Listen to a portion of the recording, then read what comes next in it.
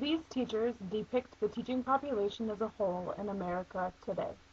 90% of the teaching population is Caucasian and female.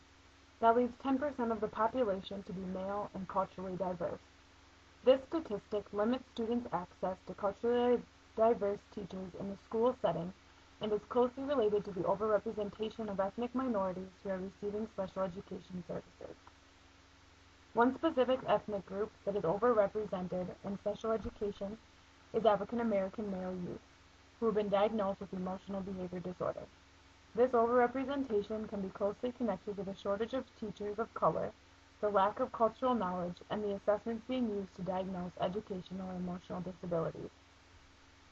I want you to keep in mind the qualifying criteria under IDEA for an emotional behavior disorder diagnosis in the school setting.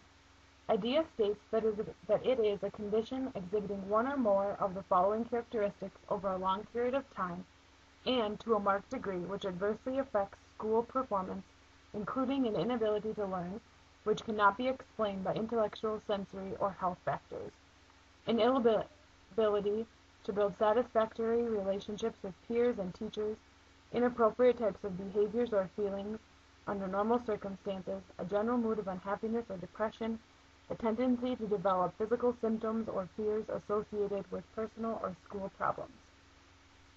Behaviors, temperament, and personality traits that are exhibited by certain cultures are considered acceptable or unacceptable by different cultural groups. Some accepted behaviors in one culture may be viewed as negatively externalized behaviors through the eyes of culturally diverse teachers. A study completed by Neal, McRae, Webb-Johnson, and Burgess in 2003 supports the direct correlation between three specific misconceptions teachers have of the behaviors African American male youth use to cope with social challenges and the overrepresentation of African Americans diagnosed with emotional behavior disorder. The first coping strategy is anger expression. This strategy uses anger to work through the effects of racial stereotypes. Anger expression may be observed as horseplay or class clowning as a way for the child to adjust to psychosocial behaviors in an environment that would otherwise feel hostile. This adjustment of social appropriateness in the student's mind can be perceived as an emotional or an behavioral concern to the teacher. Some African American students engage in outward expressions of behavior defined as hypermasculinity to work through stressful social and racial situations. This form of hypermasculinity can be expressed through aggressive behaviors such as verbal noncompliance, a tough attitude or persona, or aggressive physical attitudes. As teachers, we stereotype these behaviors as being inappropriate in comparison to acceptable youth behavior in our own culture, leading us to misinterpret this outward expression as a behavior disorder. IDEA states that a child who exhibits inappropriate behaviors or feelings under normal circumstances can qualify under emotional behavior disorder.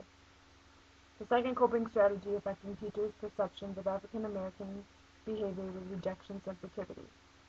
This is the way in which a student works through sensitive social interactions and interpersonal difficulties.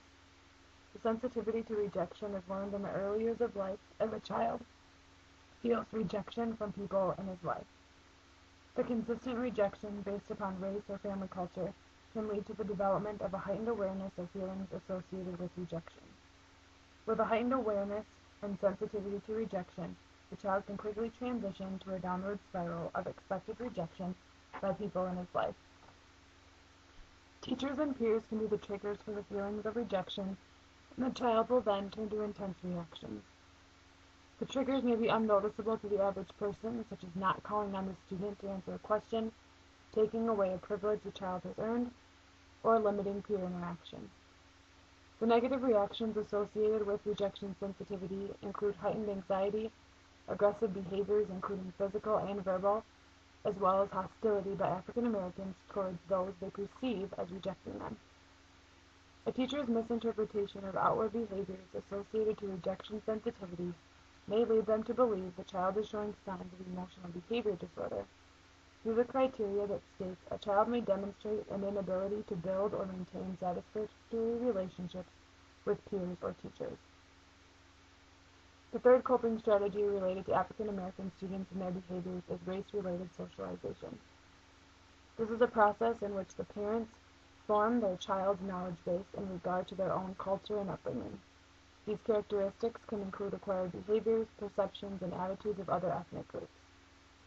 This process forms the child's reactions to racial stereotypes, the desire to show cultural pride, and the use of coping strategies.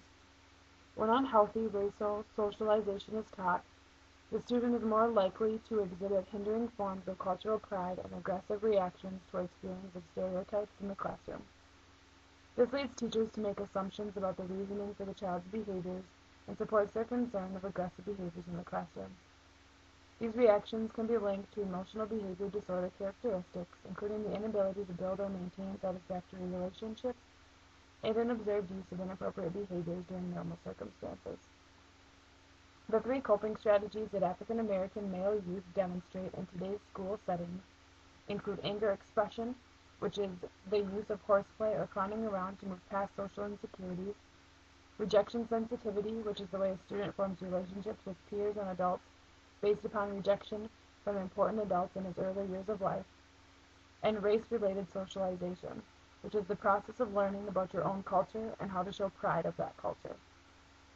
When the behaviors that correspond to the three coping strategies are consistently exhibited by African American male youth, teachers may unintentionally use racial bias or lack of cultural knowledge to base their assumptions for a special education referral, before looking into the culturally acceptable behaviors for the child.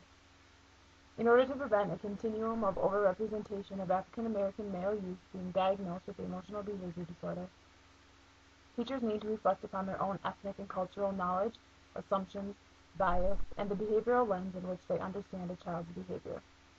By reflecting on our own views, we can increase our knowledge and awareness of cultural differences. In order to decrease prejudice, bias, and overgeneralizations of certain cultural behaviors, as educators, we need to review our current screening and assessment tools to ensure we are using those that are currently and culturally appropriate. When using assessment tools that are culturally biased, we are contributing to the problem. The overrepresentation of African American males being identified as having emotional behavior disorder continues to be on the rise.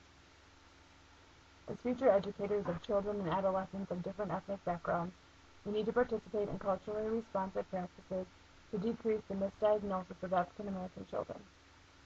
We can do this by affirming the differences and diversity in the school setting, developing our socio-cultural consciousness, engaging in the critical thinking process, and examining prominent cultures in schools today.